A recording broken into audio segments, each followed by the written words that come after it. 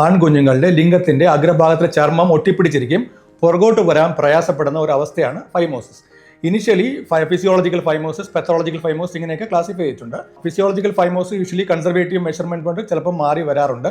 പക്ഷേ പെത്തോളജി ഫൈമോസ് ആയി കഴിഞ്ഞാൽ അതിന്റെ treatment is basically circumcision. Circumcision എന്ന് പറഞ്ഞാൽ ലിംഗത്തിന്റെ അഗ്രഭാഗത്തെ ചർമ്മം നീക്കം ചെയ്യുക എന്നുള്ളത്.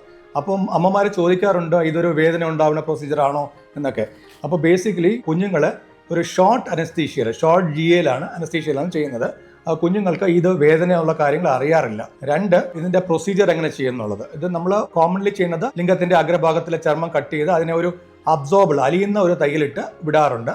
അല്ലെങ്കിൽ നമ്മളൊരു സ്റ്റേപ്ലർ മെഷീൻ ഉപയോഗിച്ചും ചെയ്യാറുണ്ട്. രണ്ടിൻ്റെ ഔട്ട്കം നിയർലി സെയിം ആണ്.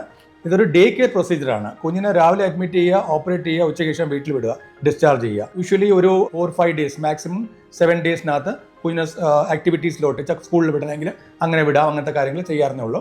നോർമൽ ഗാർമെന്റ്സ് എല്ലാം ഇടാൻ പറ്റും. ഒരു 1 വീക്ക് കഴിഞ്ഞിട്ട് റിവ്യൂവിന് വരാം. അത് കഴിഞ്ഞിട്ട് പിന്നെ വരേണ്ട ആവശ്യമില്ല.